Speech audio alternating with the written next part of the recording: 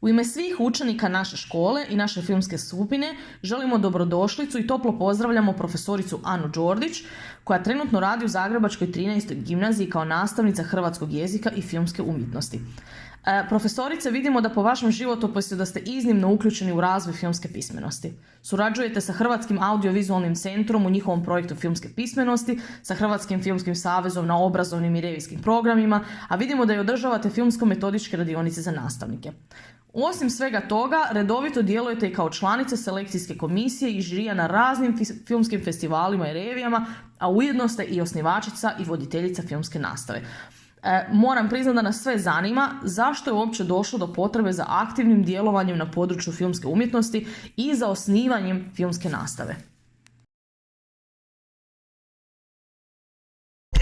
Dakle, kad sam bila nešto starija, nego što ste vi sada, dakle u srednjoj školi, s kolegicama iz razreda snimila sam nekoliko učeničkih filmova koji su bili prijavljeni na filmsku reviju mladeži i zapravo tako je počelo, dakle, u srednjoj školi, a evo, vi ćete još ranije početi sa time od mene, dakle, već počinjete u osnovnoj školi.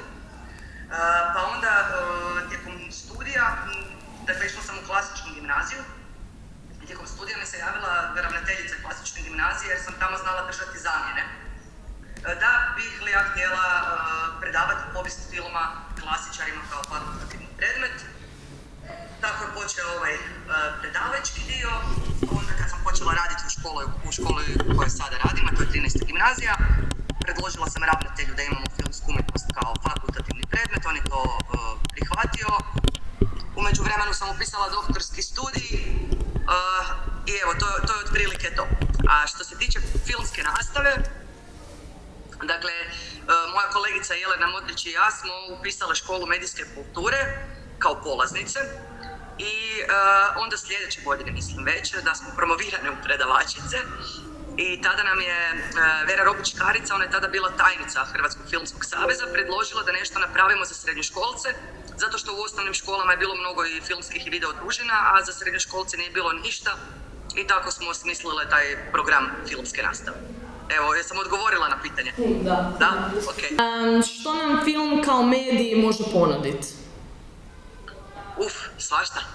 Dakle, razumijevanje svijeta u kojem živimo, razumijevanje nas samih, može nas naučiti možda kako da ne živimo promašen život. Može nam ponuditi užitak, može nam ponuditi zabavu, može nam ponuditi znanje, može nam ponuditi to da se počnemo sami sebe preispitivati. Film je zapravo izuzetno filozofičan, ali ono što nam može ponuditi također da kritički pristupamo svemu što nas okružuje. Evo, u najkraćim crtama.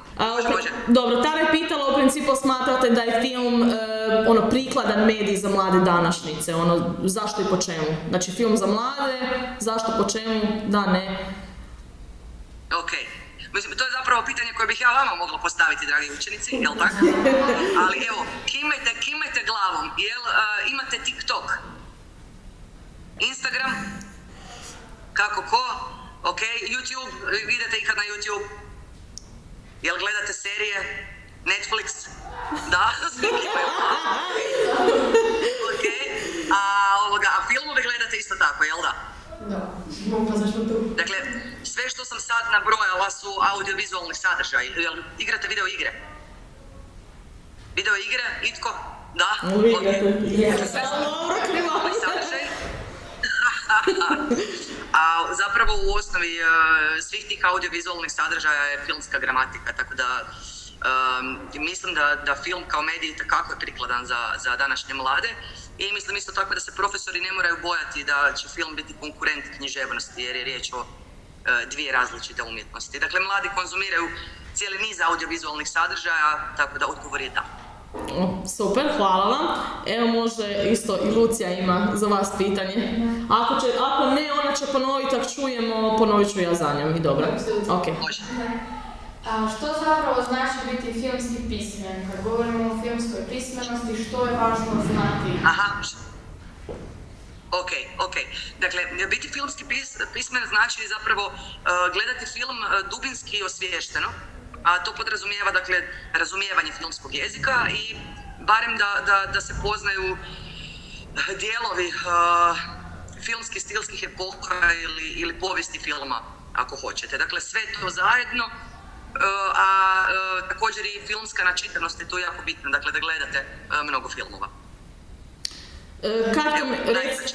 Da, evo mislite da recimo kod gledanja filma mora, da je tajmo reći filmska gramatika izrazito esencijalna, tipa da znaju šta je, ne znam, da znaju šta je kadar, što je, ne znam, rampa, što je i tako dalje.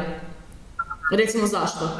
Mislim da, zato što obično se učenici kada gledaju audiovizualne sadržaje i kada gledaju film baziraju se, ne samo učenici, dakle svi ljudi, baziraju se samo na sadržaj. A sadržaj se na neki način stvara i formom, dakle filmskim jezikom, dakle postoji ta međuovisnost sadržaja filma i njegove forme. Pa u principu ako doista želite neko filmsko djelo dubinski razumjeti, kritički mu pristupiti, onda morate poznavati i filmsku gramatiku. Mislim da je jedno od drugog neodvojivo. Super, ok, odlično, hvala vam. Eto, evo imam ja recimo jedno pitanje što me zanimalo, što ste, to se ide u skladu sa filmskom nastavom, a to je recimo što ste vi i kao nastavnik i kao voditelj primijetili da recimo da učenicima najviše nedostaje u tom području filmske pismenosti, gdje najviše recimo kiksaju, što im najviše fali?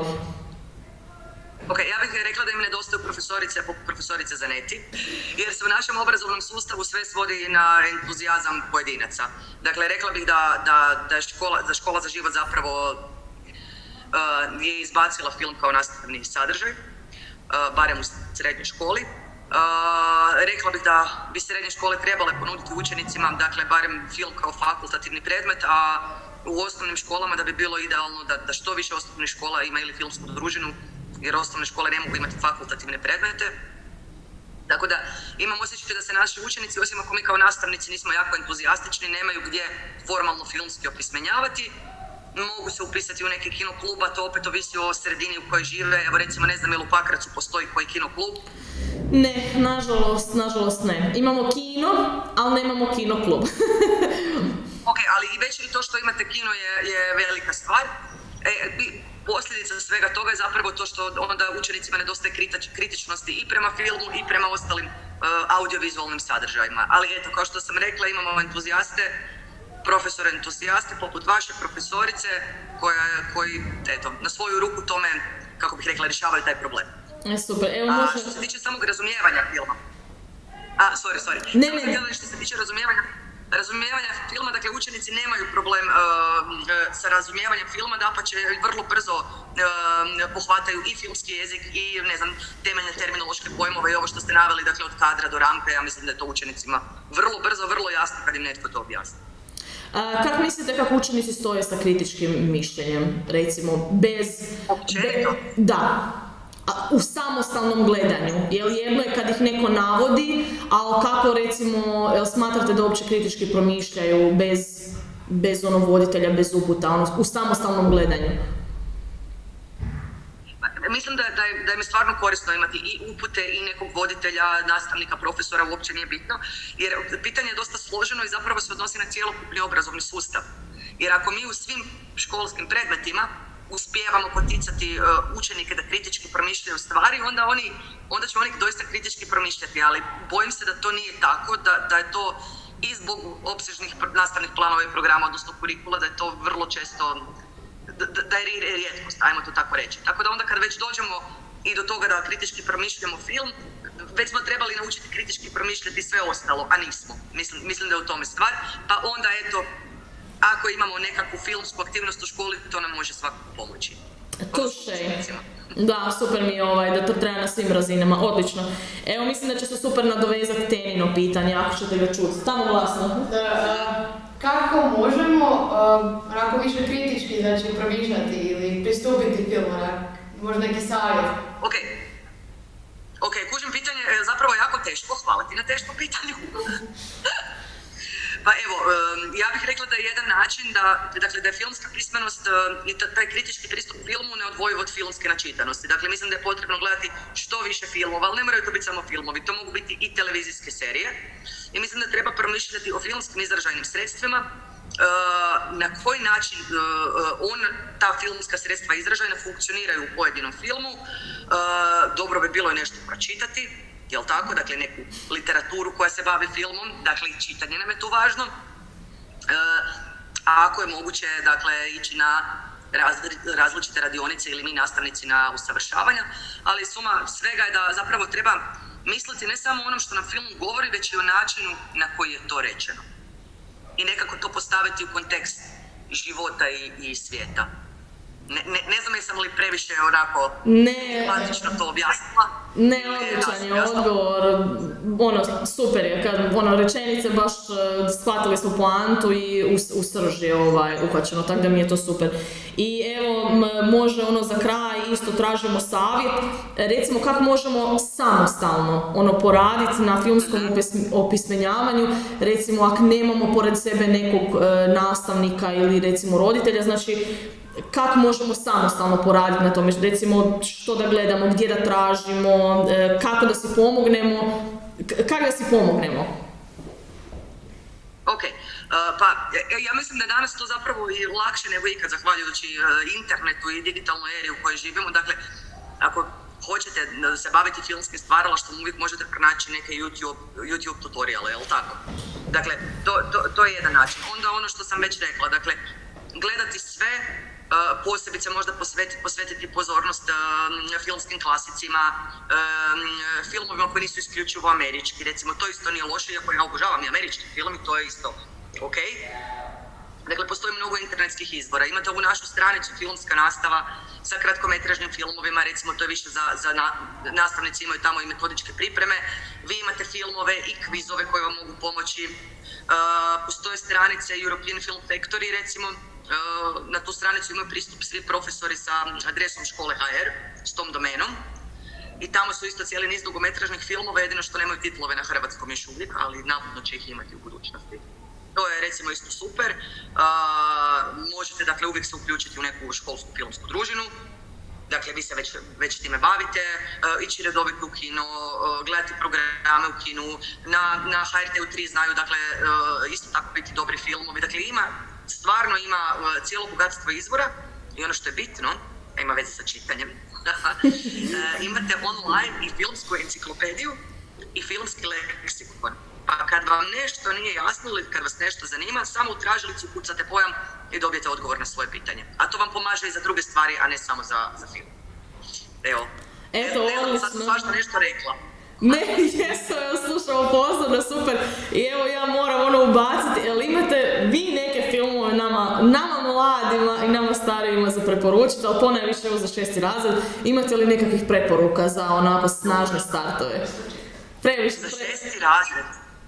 Ovo teško pitanje, zato što kako ja predajem srednjoškolcima, otprilike znam kako oni percipiraju i rezoniraju stvari, a vi ste mi 6. razred, tu ste mi negdje između velikih i malih. Nemojte se ljutiti ako sam rekla da ste između malih i velikih, ali evo, doista ne znam što koji bih film predložila, ali... Onda recimo zanemarimo da su 6. šta bi recimo, koji filmovi su recimo, pa gotovo klasici koji bi bili super start. Znači bez obzira jesu li 6. razred, imaju voditelja pa možemo onako malo zrelije pristupiti, bez straha da ćemo prikazivati recimo neprekladno i znamo da možemo razgovarati o tim temama, tako da bez obzira koji su razred, imate li nekakvih preporuka za film? Pa Chaplinovi filmovi uvijek prolaze. Dakle, to neovisno o dobi, mislim da su Chaplinovi filmovi prikladni za svaku dobu. Jeste gledali Chaplina? Nismo, planiramo. Ok, super. Sad ne znam je li primjereno uzrastu koliko će njima to biti zanimljivo, ali recimo srednjoškolci jako vole recimo 12 dnevnih ljudi film, vole Psiho, Hitchcockove filmove, jako vole. Mislim da je to, dakle postoje one dobne oznake dobrih kategorija filmova koje nisu obvezne, već su samo preporuka, dakle ne moramo ih slušati. Ali ovako mi je teško reći, a da ne provjerim tu dobnu oznaku, da ne kažem krivo. Dobro. Jer ste mi između velikih i malih. Dobro, eto kažem, cijenimo svaki savjet. Cijenimo svaki savjet, svaki komentar, super nam je to i kažem evo još jedanput, jako nam je drago što imamo priliku, nama je ovo super i svaki susret, svaki razgovor nam je zbilja neprocijenjen. Tako da hvala vam, pozdravljamo vas još jedanput ovako iz osnovne škole i nadam se da će biti onako još ovakvih susreta. Ćao, bok! Evo, bok! Hvala. Doviđenja.